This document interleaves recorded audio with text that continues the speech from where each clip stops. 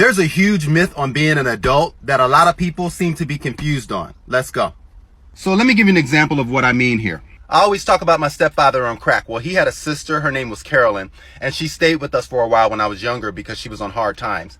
And she's my younger sister's real aunt, and me and my older sister, she's basically our step aunt. So check it out. So Carolyn was heavily into the church. She was Christian. And what she did one day is she walked into the room where me and my sisters were, and she had a big old silver bowl full of peaches, and she gave my younger sister one, her real niece. And my younger sister said, "Thank you, Auntie Carolyn." So after a while, my younger sister realized that Carolyn didn't offer or give me and my older sister a peach. And so my younger sister walked up to her and said, "Excuse me, Auntie Carolyn." And Carolyn said, "Yes."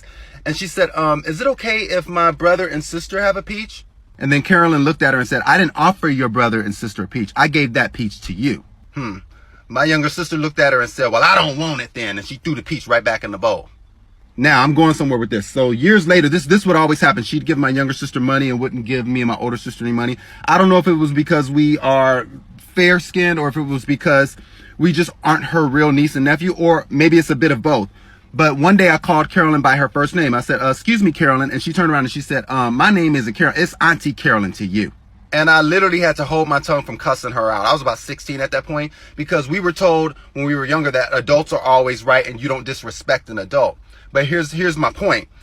I think I've seen so many parents do that. They'll allow like their friend or someone else to mistreat their child or treat them some type of way, and that child still has to respect that person because they're an adult. But look, my thing is this. Look, I don't give a damn about somebody being an adult. You know, if you want respect from a child, then you should be projecting respect towards that child, or you get what you get. And I think it's parents' jobs to really stop people like that in their tracks and say, wait, hold on. See, the reason why he calls you by your first name is because you don't treat him like he's your nephew.